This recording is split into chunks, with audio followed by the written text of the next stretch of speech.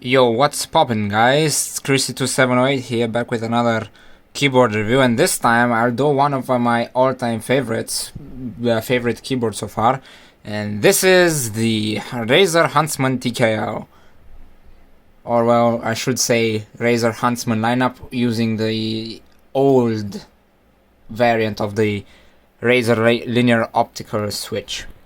So I'll just start off by saying that this is really one of my favorite keyboards so far.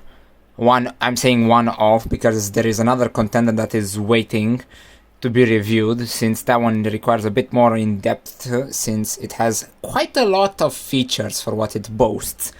However, that's for another video. Then, well, I'm gonna go right into the review by saying that this is a sleek looking keyboard. It's a 10 keyless form factor, so I'm sorry guys, everyone who's using a numpad or is used to using one like me will have to stick with the alpha num keys over here, so yeah, there is that. However, because it is more compact, since it's missing the numpad, it can fit very well in a backpack, and I've actually carried this around in a backpack, and it is quite easy to carry around, since I don't know if you know, but it comes with a detachable. Oh, wait, I'm gonna try to pull it. Oh, oops! It comes with a detachable USB Type-C cable. So if you have a phone charger cable that uses a USB Type-C, you can also plug it in using that. I have shown that actually in the N2 Pro keyboard review, so I'm gonna go check it out because it's basically using the same mechanism, but this one is pretty cool because it has a locking mechanism. I don't know if you can see it, which is proprietary to Razer Software. Hang on, Razer Software. What the fuck? To Razer. It's kind of neat, and it keeps the keyboard itself in place. So there is that, and then that it has the attachment cord right here. Wait, I'm gonna show you. It's right over here, and then it just plug this one in with a cable that comes. It's a braided one, and it snaps right into place, so that's neat. And now let's go over some other features that it has. It has onboard lighting profile, so if you don't want to use the software, you can just FN and then press the control key. I know this is a bit hard to do. If you don't have the Synapse one enabled, or if you don't have the Razer Synapse installed, you can just do exactly as I do, FN. Then if it's off, you can see that the control key is lit up. And for FN plus F5, you can achieve exactly the rainbow RGB thing. And then you have for 1 through I think 7 different lighting profiles, and that is quite cool because that shows that you do not need the software to program or have cool lighting effects on it. So props to them for making them not use the software proprietary, as in Corsair's one, where you are basically stuck by using it if you want to have any other lighting profiles. Okay, so then you have the media keys, which are accessed by using the FN keys, and by holding down the FN key, as you can see, they all light up. The media keys are from F1 to F7, and the rest are, this one is for on-the-fly macro recording, this one is for Windows lock button and 10 key rollover. Yeah, which means that by default this keyboard comes with 6 key rollover, so it's a bummer for VSRG players. However, if you do turn this on, it unlocks the 10 key rollover for the keyboard. And this is the lighting. Yeah, this is the lighting, as in the brightness adjustment. This is off. This is on. I think there are like 13 levels of adjustment, and this button right here puts your entire PC to sleep, so that is quite useful when you just want to put the PC to sleep and you don't want to access it from the Windows start menu. I'm going to show it just in a second. Okay, I'm gonna go right ahead and I'm going to press the FN key, and as you can see, it went into sleep mode, shutting down. Yep, the primary keyboards are all off. The fans are kind of stopping to spin. Yep, lighting is all off. And if I press a key, and then it turns itself back on. So there is that. Alright, let's talk about the build quality. So the overall build quality of the keyboard is pretty nice. It's using a metal backplate, which is also the reason why it has a lot of pinging. Hang on, I'm gonna try to make you listen to this.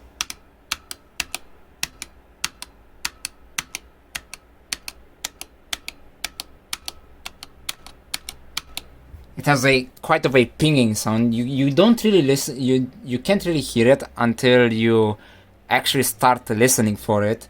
So there is that. Some people might not enjoy it, but honestly, I'm going to trade like audio quality, like the quality of how the Switch sounds, for the performance of the keyboard overall, which is more important in my opinion than just how it sounds. Like, yeah, some people have some preferences to how it sounds, but if you're going to play rhythm games, I don't think that sound is something that you might want to look after, especially since, this one is quite a it's quite a different keyboard from the rest.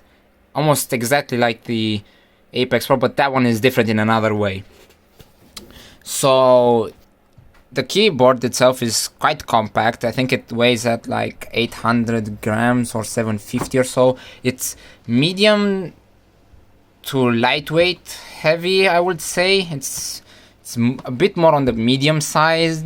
It's more on the medium side of things, but it's pretty lightweight to carry around. Like, it doesn't feel like you're lifting in such a I don't know, you're lifting like a tank. It's very different from that.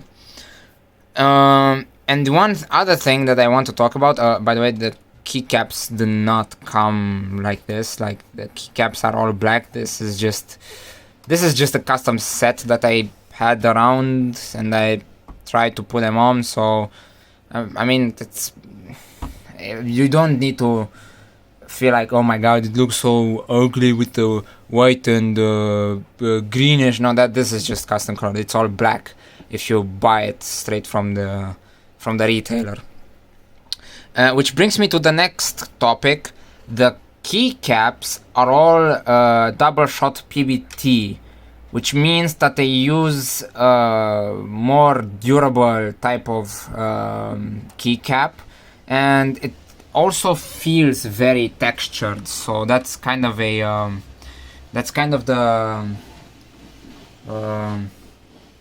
this is kind of the main purpose of, no main purpose. It's one of the things that PBT is characterized on. It's a very different material that is used. Like, the usual ABS keycaps are very easily made shiny, and they are attracting fingerprints way too easily.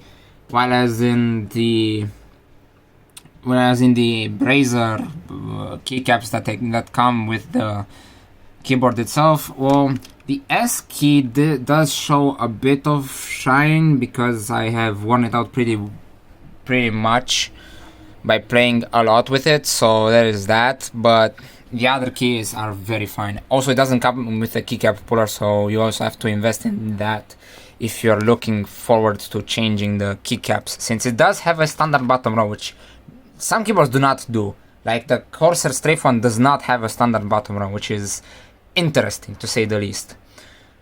Okay, that being said, I am going to go over the software next, because I have talked about enough, I would say, about the aspect and the overall functionality on the keyboard itself, and well, it's time to move on to the software.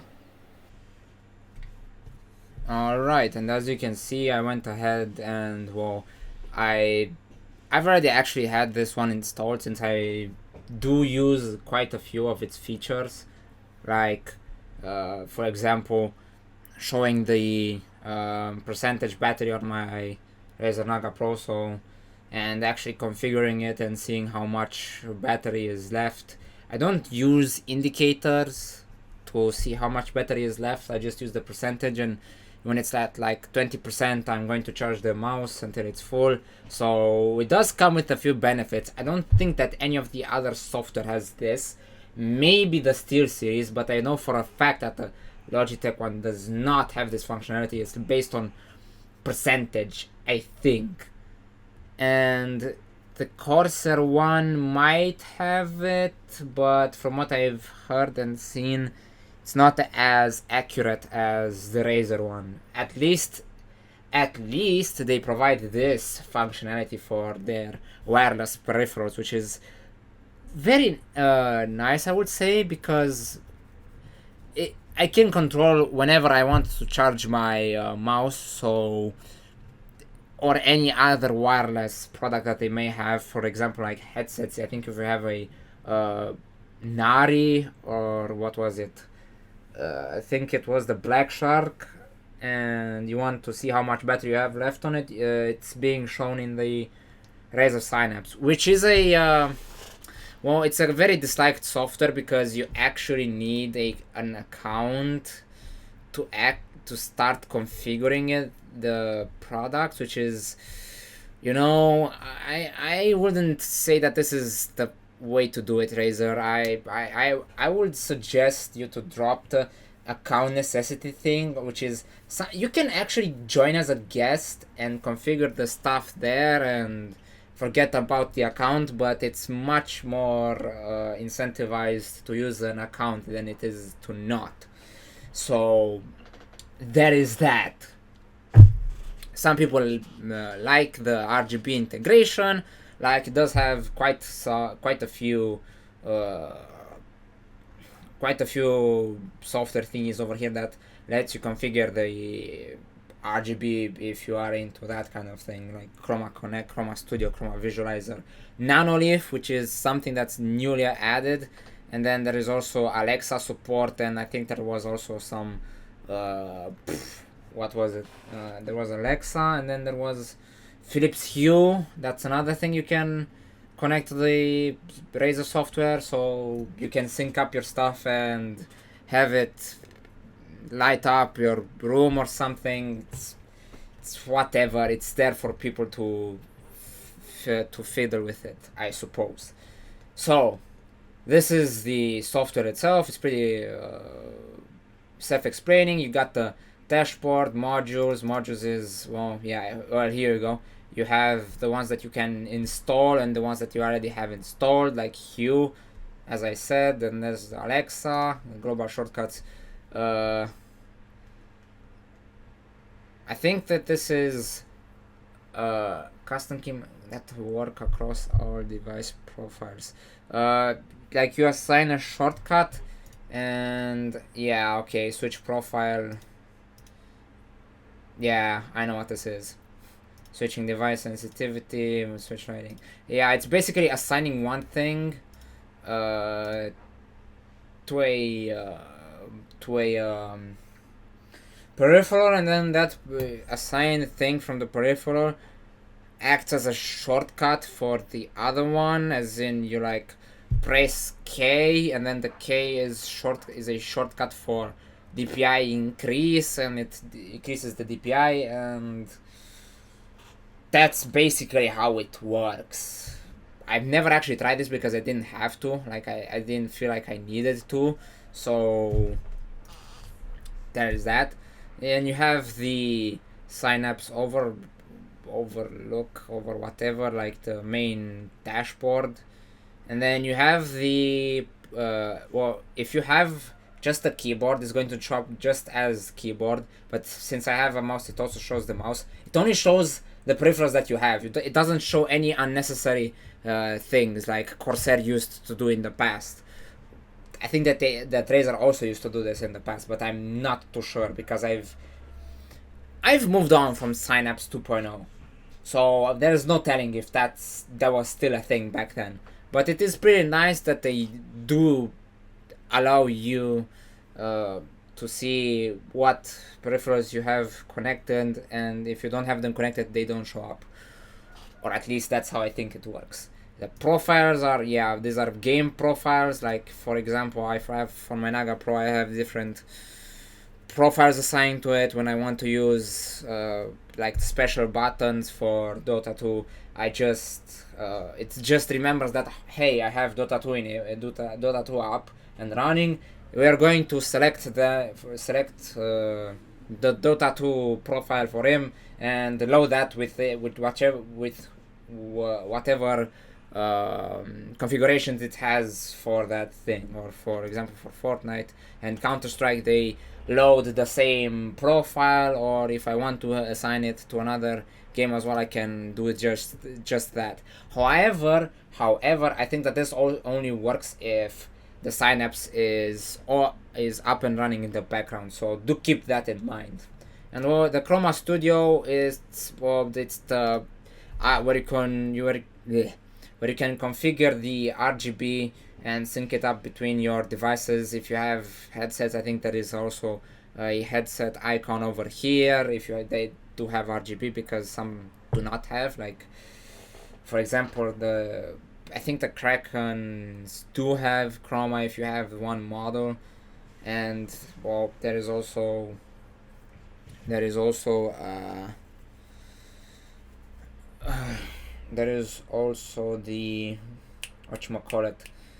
I think it's the Razer Firefly that also shows up if you do have it connected. Although I'm kind of questioning the fact of not the fact. I'm questioning the use case of a RGB mousepad. Like, what's the point? But they do have that, and it's going to show up over here and show up as a connected mousepad, which is kind of weird, having to connect a mousepad to the PC. So yeah, it's whatever, man. And you can adjust individual layers of RGB over here. Like, if I don't want to have wave on, I just press this, save, and there's no wave. Or if I want to, I don't know, have wave plus reactive, save. Like, I can have this and this enabled, and I don't know if you can see it. Oh wait, no, I should have ripple. Okay, because reactive is not as visible. Okay, I'm gonna have ripple enabled. I'm gonna select the things that I want to show. I'm going to hit this. Okay, save. And I don't know if you can tell, I mean, it's going to be hard, but like, yeah, okay, it can be seen. It like generates another layer of RGB. Although it's kind of sad that you cannot set it to the Corsair like random colors thing, which did allow you to have multiple layers enabled across each other, and have like the rainbow wave RGB thing, and then have the random color ripple effect stacked up on it, and have, I don't know, Starry Night also stacked up on it, and it would all show up like a splotch of RGB mess. But at least it looked interesting.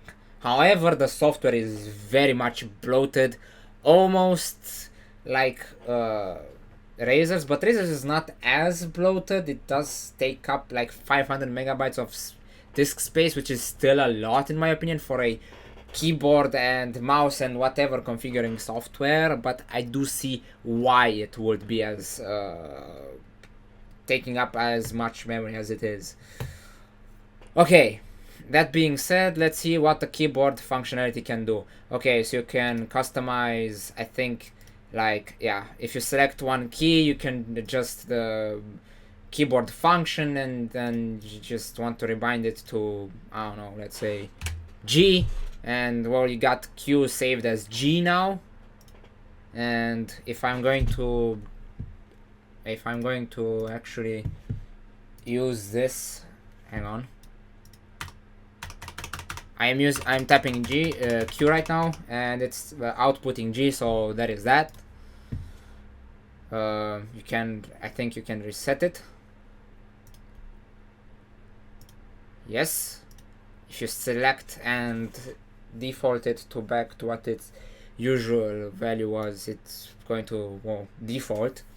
You can adjust, you can make a left click, you can put a macro on here. I do have a few macro recorded. I recorded it in the software because the software allows you to adjust the timing of the macros. If you do use the on the fly macro recording, you are going to output that set string in real time, which if you have anything more complex than just a letter, like a combination of letters, like, I don't know, for example, the invoker cast for meatball, which is QQW, or I think, no, it was WWE or something like that. You need to set it to actuate at like 1 millisecond between each keystroke, which you can't do on the fly macro recording because it can only record the real time events. So that is that. I'll go into the macro recording in just a little bit.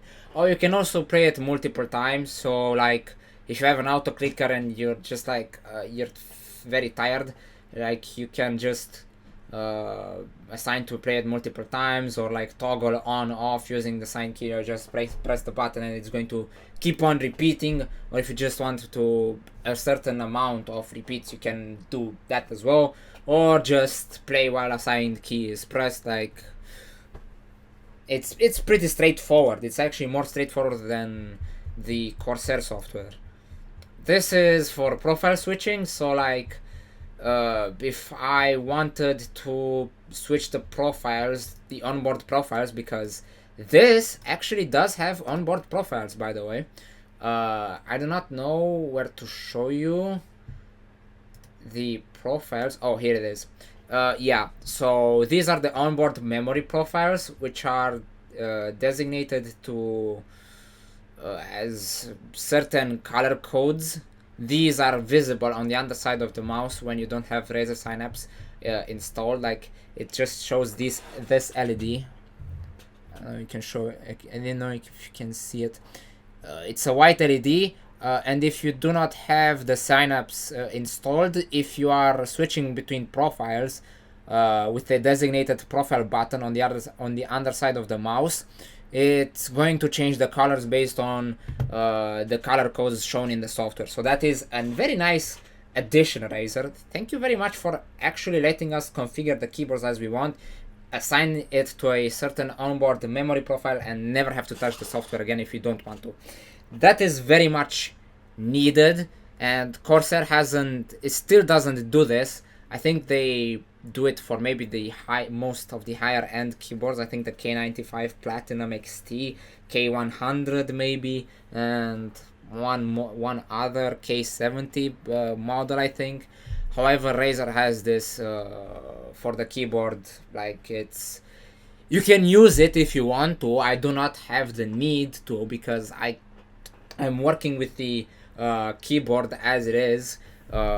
Because, well, there's nothing that I really want to change about it. The only thing that I have changed is disabling the caps lock because I kept triggering it while playing also.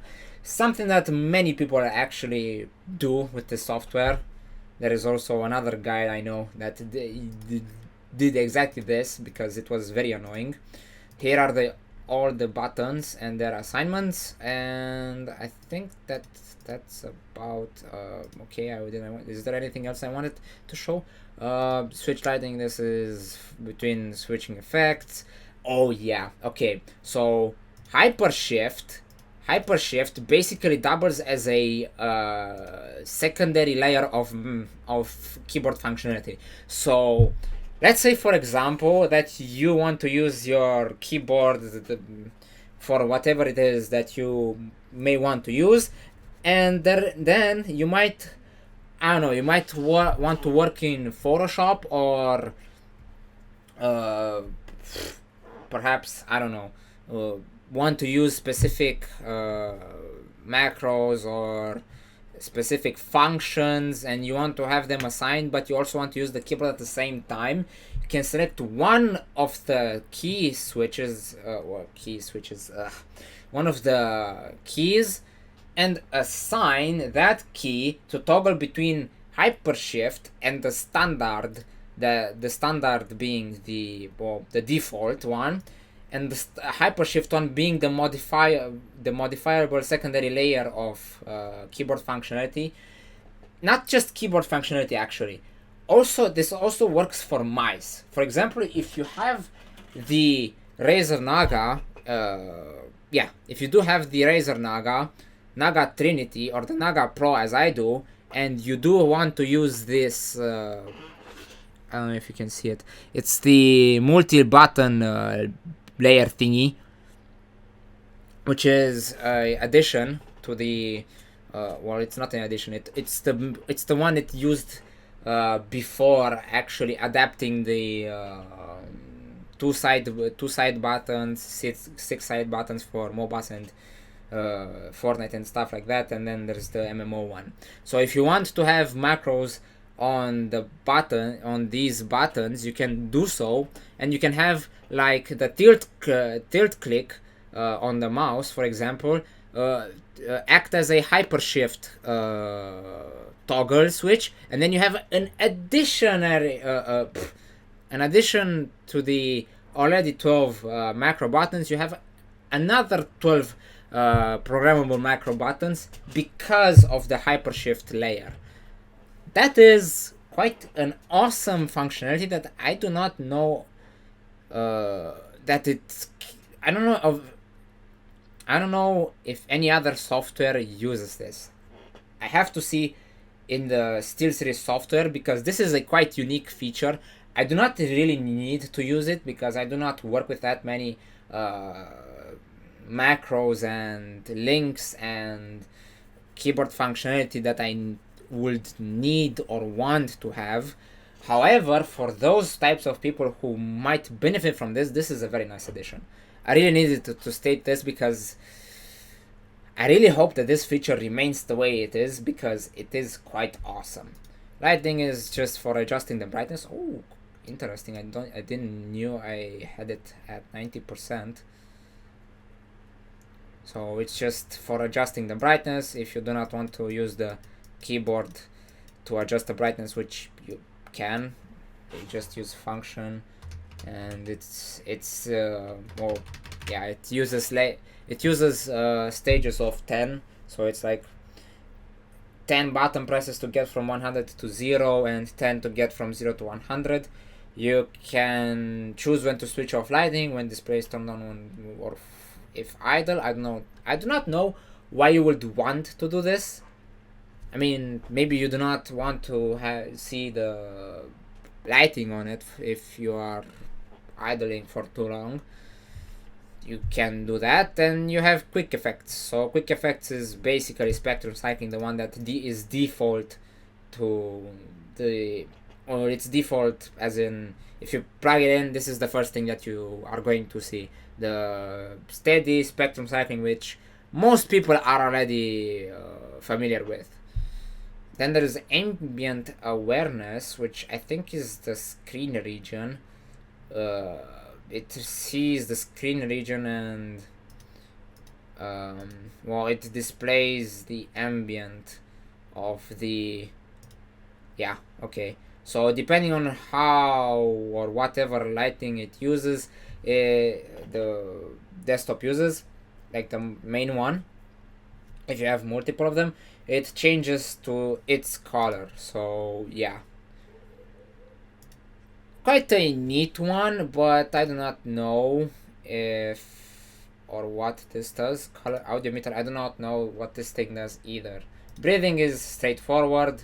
You can choose whichever color to breathe in, or you can choose just a random color and it's going to be in a random color. Fire is also quite an interesting one. It's like having a fire burning flame effect, like it's gradient from orange to red. Quite interesting. Reactive is, well, that this should be straightforward as well. Like it's reactive. It's just reactive. Like there's nothing else to say. Ripple is also straightforward. Like it's just rippling in the color that you set it to. Spectrum cycling, this is the one that I already shown. Starlight is, well, this is, I think that this one is the replica of Falling Stars, but it's quite underwhelming compared to Corsair's one. That's just my opinion. But hey, at least it exists. Static is, well, I shouldn't really be mentioning what static is. Wave is, well, the obvious rainbow wave effect that all gaming keyboards show nowadays because it's basically the standard. And then there's the wheel, which was introduced with Corsair. I know for a fact that Corsair did that one, the rainbow wave in a circle wheel thingy, and well, it's something. I mean, it's different from the wave, but I do prefer the standard the standard wave effect, because I have grown accustomed to it. So why change something that's already good, you know? Okay, and that's about it for the keyboard. Now I'm gonna go into the mouse one as well, because I do find it very interesting, at least for the, hang on, I'm just gonna go and sync this up.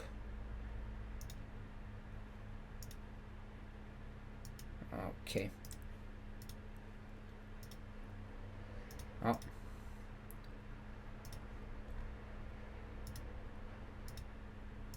Advanced effects.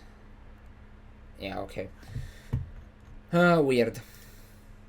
Okay, so back to the mouse. Well, this is not really a mouse review. This is more of a software overview at this point. But I do feel the need to showcase you this, because this is still part of the Razer software. So do stick with me, or bear in mind the fact that I also have to review this, because I do use a secondary Razer, sorry, I haven't had any sleep in 24 hours, my bad. So the mouse that I use is the Razer Naga Pro. It's the one that's wireless.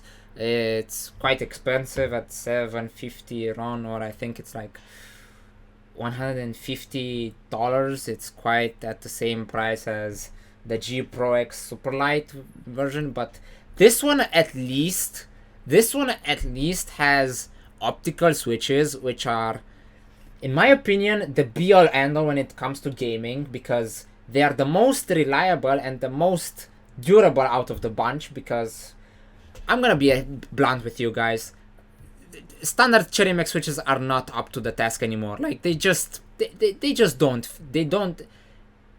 should just, I don't know, die out, in my opinion, because optical is where it's at. Optical and well, not just optical, optoelectric and anything that has to do with Hall effect switches. These are the smoothest motherfuckers out of the bunch, and they also exist in tactile and clicky versions. This should be more popular than the thing that is being proclaimed as, oh my god guys, the next Osu keyboard. Oh my god guys, it's the White Cat keyboard. Oh my god guys, I'm gonna get myself the White Cat keyboard. Brainless. It's just brainless sheeple, man. Like, they are missing out on such great products just because they are fucking sheeple, man. Like, at least give the optical switches a try. Like, for fuck's sake, man. They are doing everything that the MX switches do and 10 times better than this. So I don't see their point. I'm gonna get into that a bit later. Let's move on to the. Okay, so here is the.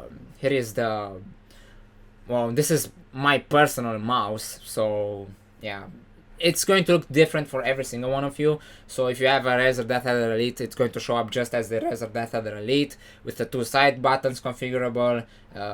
It does have support for all the mice, I think, most of them. At least if you have anything from 2015 to the most recent ones, all of them have support for the Synapse 3.0, and you can adjust whatever you want in the software. And I think that the newer models have onboard memory profiles, so you can like just save them on the onboard memory and forget about the software at all and save everything else on it. The only thing that's not saved, that you cannot save on the mouse, is the lighting profiles. So you do not have any other choice other than the standard spectrum cycling, like the slow color switching between the colors. So that's a bummer. There is no like, you do not have like the keyboard, you do not have a function plus something to enable a lighting profile. For example, like FN plus control plus 5 is the rainbow wave, and you have that on the keyboard itself. That's not doable on the mouse, at least so far. So yeah, that's the only downside. However, everything else is pretty straightforward. Like, I have the side buttons assigned to very different things. Like for Fortnite, I have these ones for buildings. These are, well, unused, and I'm using this for Terraria as well because it's for between weapon switching, and it's nice that you can adjust these things. These are the side scroll buttons, and on the underside of the mouse is the cycle up profile button, which is for cycling between profiles, which can also be used for the keyboard. I have shown you that one. The performance tab is, well, adjusting the DPI, whatever, saving it to the cloud, and, well, I'm not really sure what X and Y does. I have never used this thing, it's whatever. Polling rate, you can adjust the polling rate. I don't know why you would want to be at 125 unless you are brain delayed. Lighting is just how bright you want the mouse to be, like the brightness for the mouse itself. I don't know why mine is at 33. It's supposed to be at like 27 because it does drain the battery quite a bit. This is the same as the keyboard. The calibration is for lift off distance and, well, their smart tracking, which like determines the surface of your mat and adjusts the tracking specifically for it, which is kind of cool since you can use this from up to 10 meters away from your PC. I tried this and it worked, and I was impressed that it worked on 2.4 gigahertz module on this thing. I used it and it actually works, so that's actually pretty cool. And, well, the power, and this is the power settings and whatever. The profiles already went into them. Connect is something that I do not know what it does. Oh, it's just for the Chroma apps. So like if I have SDK enabled applications on here, they are going to show up. Like Terraria has integration, Quake Champions has integration, Opera has integration with it. Fortnite also has some sort of integration, although I'm not really sure what it integrates because it's stuck on white for some reason, and I disabled it because I don't know what it does. Studio already went into it. Visualizer, well, this one is something that you need to install separately. Like, you actually have to have it as a separate thing over here, and you have to adjust it, otherwise it won't work. Macro is for the macro recording, which I said I was going to go into. So if you want to create a macro, you just have to press the plus button over here, creates a macro. If you want to edit it, I'm just going to say it as test. You just click on it, it goes to edit. You can delete, export, or duplicate it for whatever purpose you might even want to do this. I do not know. Here are the record and insert button, and I think if you can do this from the keyboard as well. So like, you just gotta press Fn plus F9, and wait, I think you need to hold it. No, it's already in the macro recording, and just do this, type whatever you need to type. It flickers, as in you can assign it to whatever key you want. Assign it to F. And I think that this is it.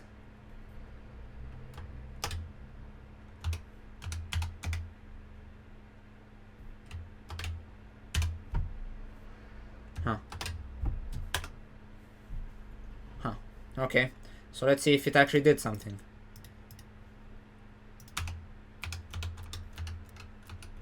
Maybe it didn't do anything. Maybe I don't know how the on-the-fly macro recording works.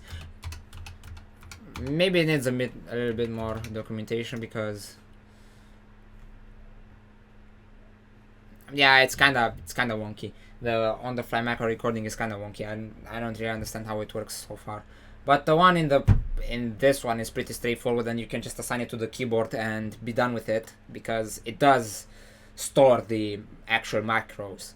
So you just press record and you say TST, and then you can see it's in real time. Press stop. It also records mouse buttons, so there is also that. You can adjust the delay over here, like, I don't know, say for example you want it to be 0.01 seconds, you can do that and enter, and it's edited at 0.01 seconds. And yeah, this is pretty straightforward. The on-the-fly one is not straightforward, but I don't know, that one is a bit wonky. Okay, and that's I think that this is the overall yeah, this is okay, whatever. This is the overall software overview. Next, I'm going to talk about the switches. Be prepared, because that one is quite interesting. Alright, let's get into the actual meat and grind of this video. Alright, so as I mentioned before, I have already told you guys that this one is one of my favorite keyboards, and now here comes the reason why. This keyboard uses Razer's own Optical Red linear switches. Now, the way that optical switches work is that they have a sensing mechanism in them, which is emitted by a well, no, the sensing mechanism is an actual photoresistor which emits a light, and the keystroke is registered when the light beam is making contact with the actual photoresistor inside of the key switch itself. It is a mechanism that I cannot show you because I cannot take the switch apart. However, you can see it on many documentation pages how it works. And these are optoelectric ones, not really Hall effect ones, because the Hall effect ones use magnets instead of a photoresistor for the sensing mechanism. And I am going to also show you that they use, hang on, give me 1 second to pull one keycap off. It uses Razer's own brand of, theoretically, they have the same manufacturer because they are being outsourced by the company which actually manufactures them for Bloody as well, the LK Libra. It's from the same company. So these ones should feel technically similar to the Bloody keyboard switches. However, there is an actual big difference between them, and that big difference is the fact that they actuate at just 1 millimeter, guys, of actuation force. However, that is not all. It also uses a 40 gram actuation force kind of a mechanism. I do not know how they actually managed to bring it down to 40 grams, but it really is a difference between 40 grams and 45. And this thing really stands out when playing stream maps. I cannot stress it enough. This is the reason why I actually got this one. Even though I already had the Apex Pro over there, I had to get this one because I just knew how good of a switch it was. It is very durable, 100 million plus. Actually, rating should be in the billions of key switch strokes, unless you actually break the key stem itself, which is possible, however not really likely. And even if you break the key switch stem itself, unless the actual photoresistor goes bad, this keyboard is going to continue to function until the very end of the universe, when the photoresistor is going to die out itself. So this, in theory, should be one of the best mechanical switches on the market, since it's ultra reliable, it's ultra durable, it is quite smooth. Like, it's smoother than Cherry MX Cherry MX red linears, even looped ones. Even those are not as smooth as these and those from the Apex Pro. Those are on another level, on the same, almost on the same one with this one, but those are much smoother. However, they are not as light as these ones, which is a bummer, because that would have been the best of both worlds, and it would have been my number one no matter what. However, since this one is lighter and it has a shorter actuation point, it is more easier to trigger the key switches. I actually did happen to trigger them when I was just resting my hand on it, like in Minecraft. I was just starting to strive sideways because I realized that my fingers were resting on A and the switch activated because it's so damn light. So like, it's honestly one of the best switches that you can get out there, and I cannot stress this enough. Do not get the OSU keyboard, do not get any other keyboard in my opinion. Just get the Razer Huntsman TKL, not even the Elite version. Just get this one or the bloody one for that reason, because they technically should feel the same.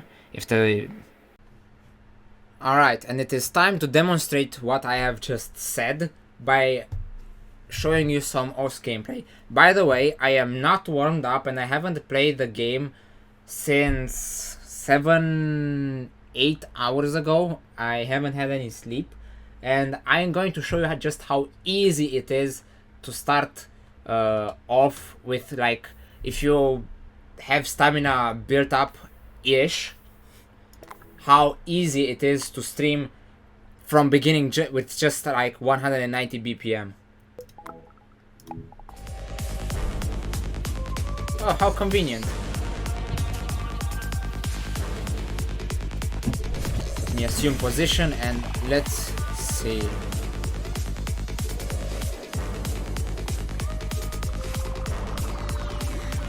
Again, this is almost with no warm-up.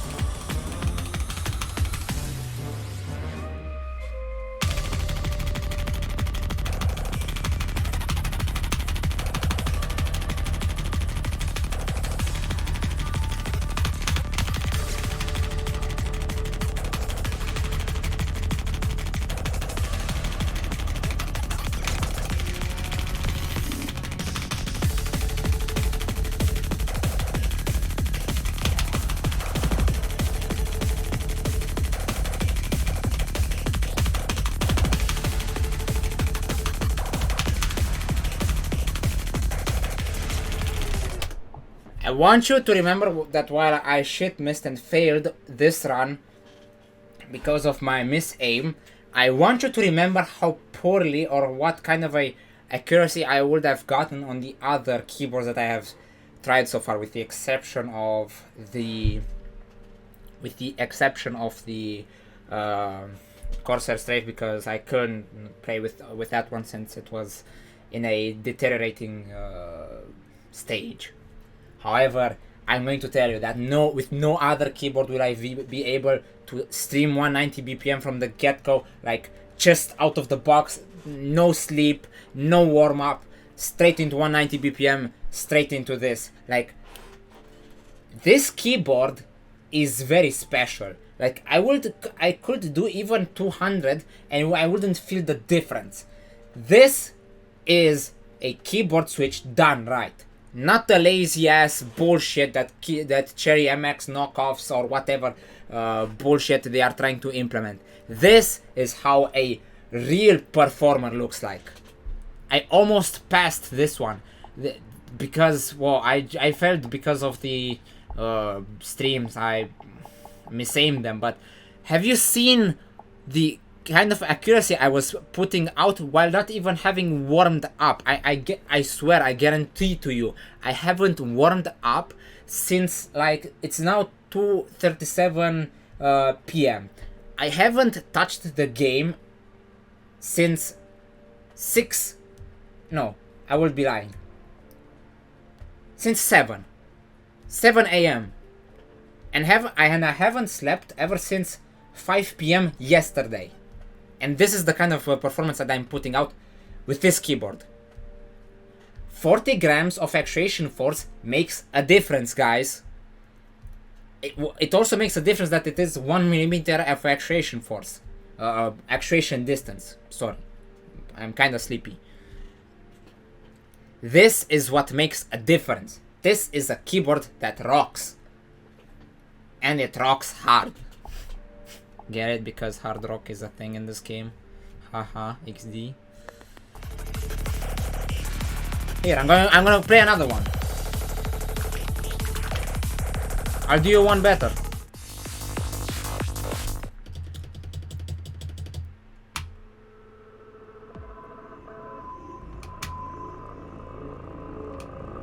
This is another 190 BPM map.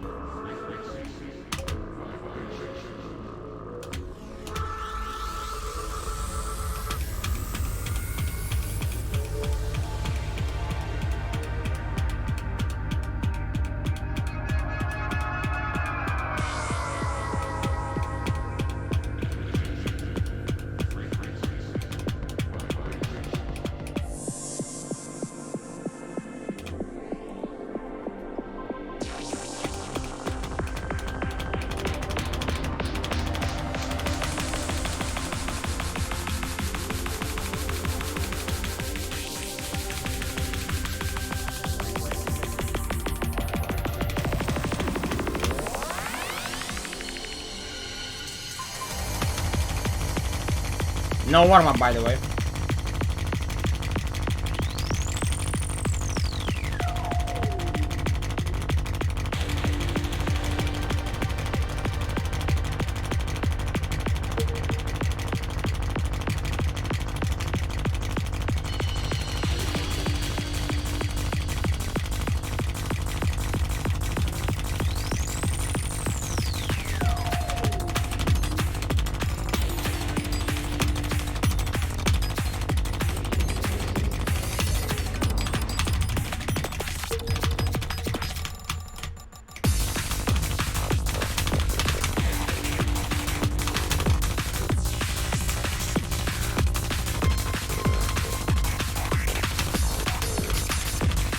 Outside of it. Don't care.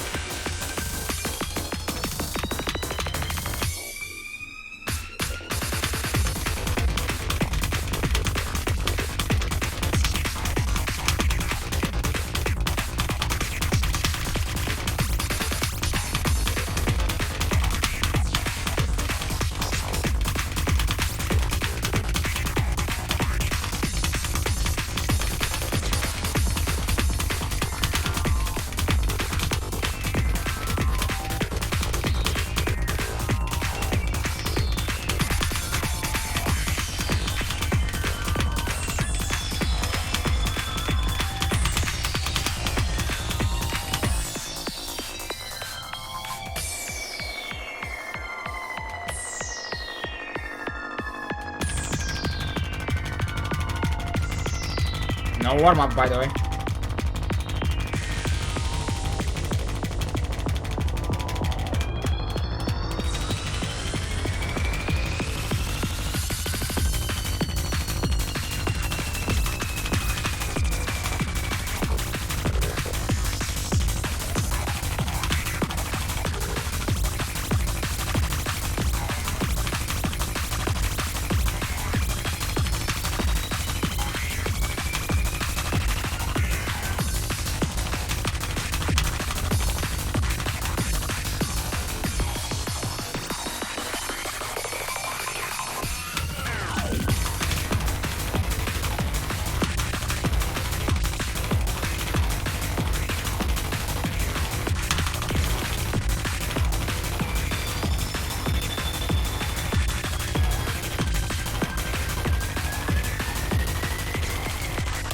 Yeah, cool. I should miss on the space streams.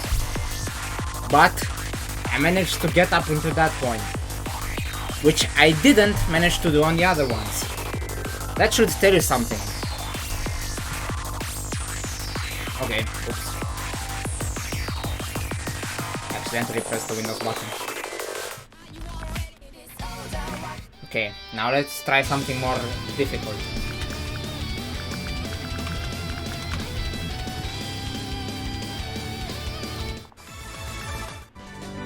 Maybe not as difficult. Ah, perfect.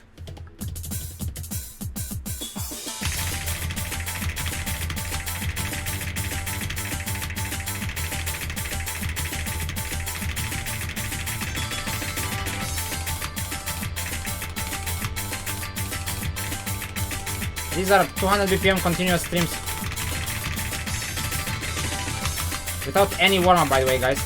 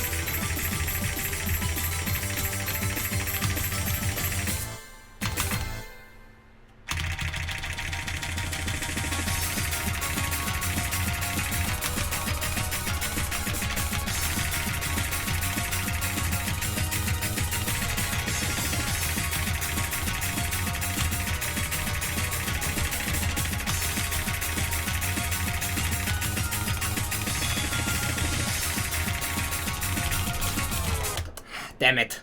It would have been such a nice score if I actually managed to pass. But my point is still proven. I was able to do that and maintain this UR until I... Oh shit, because I misread. I didn't take the corners properly. I maintained this accuracy and this UR, all the while not having any kind of practice.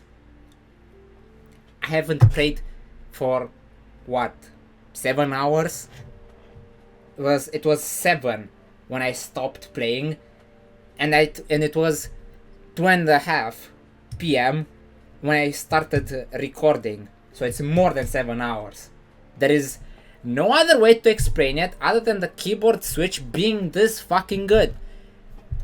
People do not believe me, but I will not be able to do this kind of a play with this keyboard, despite being a very fucking good keyboard. The Apex Pro is a one of a kind, and I'm going to give it credit for that, but it is not as smooth or as not straining as this one. This one is special. The Razer has done something good. People will call me a shill, people will call me names, but guys, this is pinnacle of keyboard for OSU. This is what people should be getting. This is my definitive decision when I'm going to recommend someone a keyboard for OSU. If they're going to go linear, they should go with either this or the equivalent of this, which is the LK Browns from Libra Browns from Bloody. These are the keyboards that you should be looking forward to. Not whatever bullshit, oh my god, the new OSU keyboard, why can't use this, oh my god, so cool. No, this is it. This is the meat. This is the top of the line that you can achieve at keyboard perfection. There is nothing that can beat this or the Apex Pro. The Apex Pro more so because it has a special feature which I'm going to showcase. That is the top of keyboard engineering. The Razer is the top of OSU engineering, if you want to call it that. I'm saying that because people will not most likely care about the features of the Apex Pro, despite being very interesting in themselves because of their actual use cases. However, the Razer people are going to be interested in because they do not need any of the other things that the Apex Pro might have, and it's also quite a bit cheaper. So than the Apex Pro, at least. It's not cheap at all in Romania, but hey, if you get it on sale, get it. It's worth it. Trust me, you will not be disappointed. I have recommended this keyboard to 2 people already, and one of them has already gotten it and is not disappointed in the slightest in it. And you could see why. It's a clear reason why this keyboard is so good. Why I'm saying that this keyboard is so good. I made the Yomiuri play. I'm going to show you which one.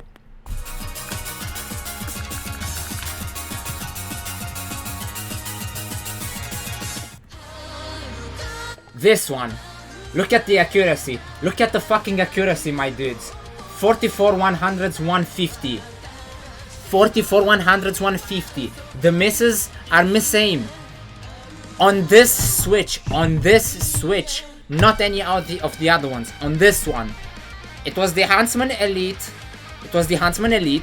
But the key switch was the same. And this was the outcome. After just 3 days, I've had it for 3 days, and this was the play that I did.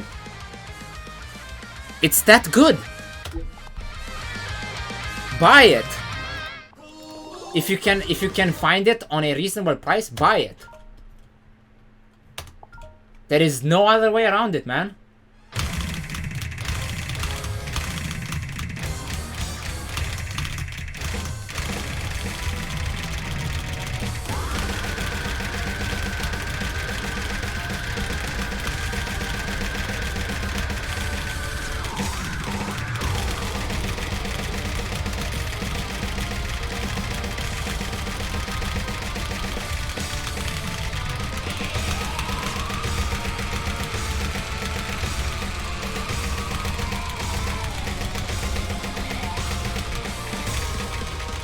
Okay.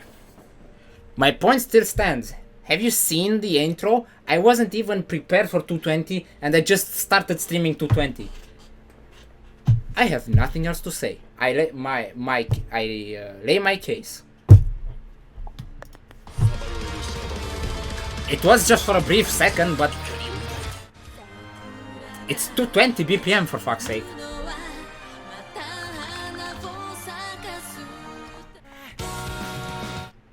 Here, I'm gonna demonstrate again.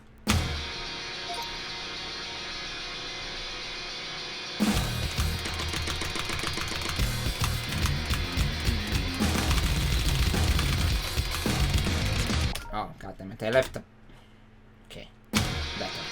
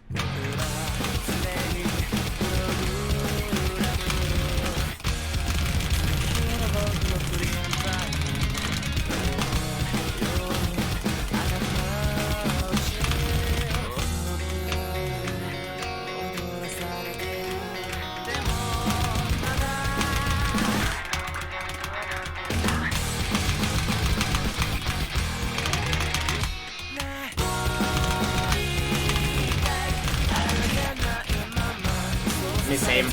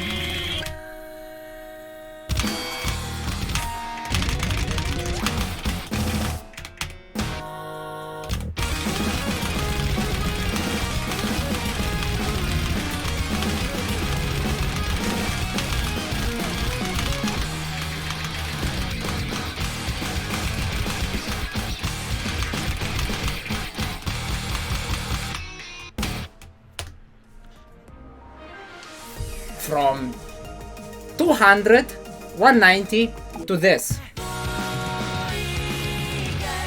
To this. Let me state again. From 190 BPM to 200 to 215 without warm up. Without warm up. There is nothing else for me to say. If you do not entrust into the optical markets, you do not know anything about mechanical keyboards, and you should shut the fuck up. Honestly, like, if you do not want to reach the top of the mountain of ingenuity that is keyboard engineering, which is designated by the opticals, because these hold number ones in linear performance. Linear switches, guys. These hold the top. These are the number ones. These are the ones that people should be looking forward to. Not the HyperX bullshit whatever keyboard. They are not innovating. They are just rebranding the same switch over and over. This is innovating. This is adapting. And this is improving. Good job, Razer. Good job. You actually deserved it. After many years of complaints and many disputable products that you have surfaced, this is by far the best one that you have made yet. There is nothing better than this. There is nothing better than this. It's just the way it is, man. In my opinion, there is nothing that can top this, or the Apex Pro for that reason, but that one for very different reasons. These are the keyboards that people should be looking forward to. More this one, because this one is more affordable than this one, but still, these are the top. These are the top. Not HyperX, not whatever bullshit Logitech is putting out, whatever Corsair is putting out, except for the OpX switch. That one is also optoelectric. That might be a competitor if it were the same if it had the same weighting as the Razer switch. It would have been a close competition. But Corsair didn't use 40 grams switches in its keyboard, so yeah. This one is the one that also players should be looking forward to. This one. If you have the budget, of course. But if you do not have the budget, I would much rather recommend actually waiting for a sale and gathering some money and saving up, because this is 100% worth its price. I would buy it even full price. I got this one second hand. I'm gonna be honest, because I didn't afford it at the time. But I had trust in I had trust that since it is a optical keyboard, there is nothing that can be wrong with it, and I was right, and it's working perfectly fine, and it has nothing, and it has everything that I wanted and more. I lay my case. This is all I had to show you guys. For also gameplay, there is nothing else that I can show you to demonstrate how good of a keyboard this is. There is nothing else that I can try to show you. I'm serious. This is the peak. Are you willing to climb it, or are you going to stay behind with the other bullshit Gateron, Zerios, Pandilios, whatever hack job of a MX switch they are trying to market nowadays? Maybe those for just for typing, but if you're going to use those for also, you may just as well set your own sack on fire and wipe your ass with that money, because in no way, shape or form are any of the other switches even close comparable to opticals. Keep that in mind, because it is the future. Opticals are the future. I wasn't aware of them until this past year of 2020, but oh my god, ever since I laid my finger on them, I am not going to let them slip me ever again. Even if the keyboard somehow bricks it and shits itself, I am not going to swap them out for another one. There is no other key switch that I can recommend more wholeheartedly than the Razer linear switch, at least this variant of the key switch, because they have revisioned it and they have implemented a rubberized thing that dampens the sound, but I have a feeling that one is going to feel much more mushier than this one, and I do not really like the idea of that one. But this one The Huntsman TKL, not the Mini, the Huntsman TKL uses the older versions of the switches, which are also as reliable as the newer versions. They're just more pingy. They have more ping to them. But if that does not matter to you, hands down, go buy this one. Do not even try to get the elite ones, because those have problems. Those still have some problems which Razer needs to figure out. I used to have a Huntsman Elite, but I had to bring it back since it had various problems. And since then I've been using the Apex Pro for typing and or gaming on OSU and stuff, and whenever shit got serious, I popped the Huntsman TKL and it never disappointed me.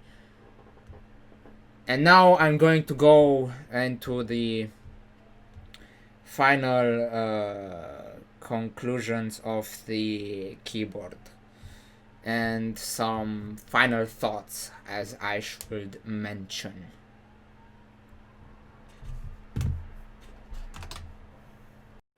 Alright, so all that being said and done, I think it's time to wrap up the review for this keyboard. Honestly, this keyboard is one that I recommend, well knowingly that whoever buys this might like it so much so that people will not even desire anything else, honestly. Like, it comes with everything that you want outside of the box. Braided USB cable that is detachable, PBT double shot keycaps that are, well, although maybe they're not made from the best PBT and the light does not shine completely through them. That's more due to the fact that it is actually really PBT. It's well, it does wear a bit out, but it still keeps its texture, so it's still nice and textured, despite being a bit more smooth. Even the one that is worn out completely, because the S is the single tap key. Comes with onboard memory profiles. It comes with it doesn't come with a keycap puller. That's something that you need to consider. And it does come with a quite a heavy package along with it, that's mostly called Razer Synapse. However, you can just set the software on it and forget about it and uninstall it, since it is storing onboard profiles. I'm not really sure where exactly it stores them. I just know that they have a color coding. They have color coded, as I have shown it in the software. Alright, and now here is something that might turn people off. So you do need to get used to the key switch itself, because here's the deal. While it is 40 grams of actuation force needed, and it is 1 millimeter of actuation, the 1 millimeter actuation point, the total key travel, if I'm not mistaken, is somewhere between 3.5 to 3.2 millimeters. So it's like 0.8 millimeters off, and it feels almost like you are it feels like you are hitting the bottom prematurely. However, because of that, you can develop a special streaming technique where you can basically stream like 200 BPM without feeling strain on your fingers, exactly because you are bottoming out much faster, and the force needed for the key switches is much lighter than those of the, well, rest of the keyboards, except maybe for ones that have gate-around clears, because those are 35 grams, if I'm not mistaken. Though I'm not really sure how that one would feel, since the key travel would be like 4 millimeters, actuation point 2 millimeters, and force needed is 35. I'm not really sure how that one works, but I do not have one of those on my hand, so yeah, I don't know what to tell you guys about that one. But I can tell you for sure that these are 40 grams. These are for sure 40 grams. I did not feel even the slightest bit of strain, even if I was playing that one Suikyo level 2 map. I did not feel any strain at all. That's a fact, and I wasn't even warmed up properly. So yeah, you may take that with a grain of salt, but you do need to keep in mind that it's 1 millimeter of actuation point. You cannot set it that one. You are stuck with that. So keep that in mind, more like for typing purposes than anything else.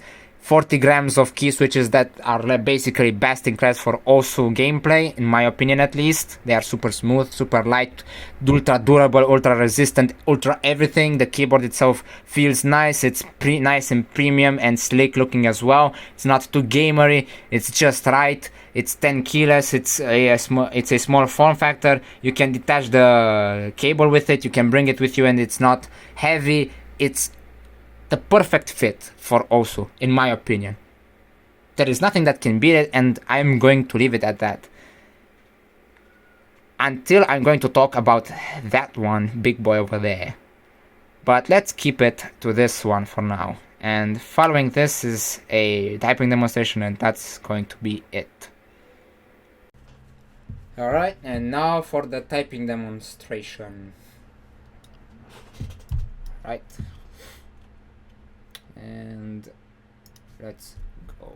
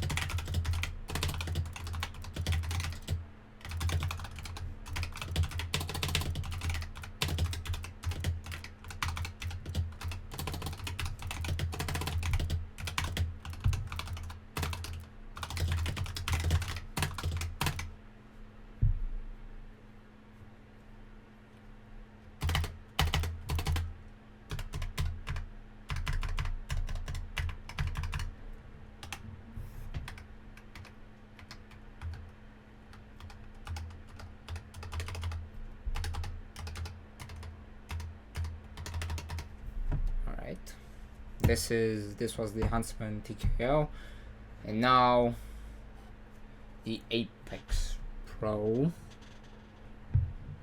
comparison against it. Oh.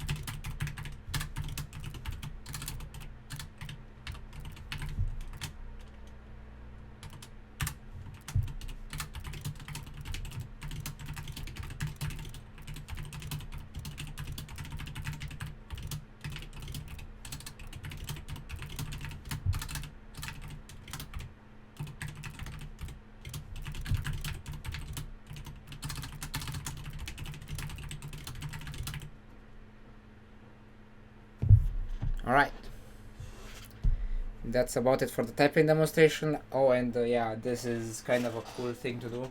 Like if you're like me and have two different keyboards for two different purposes, you can use the hot plug thing from the TKL to store it away in a box if you do not need it for certain types of things. So that is also quite nice thing, but that's something that most TKLs could do. This being said, thank you everyone for watching. I hope you enjoyed this keyboard review of mine, quite a long one. However, the next one is going to be even longer and for its own merits. And well, that's pretty much it. I hope it was an extensive enough review to showcase everything that I needed to showcase. And it's time to move on to the big boys in the next video. Until then, see ya guys.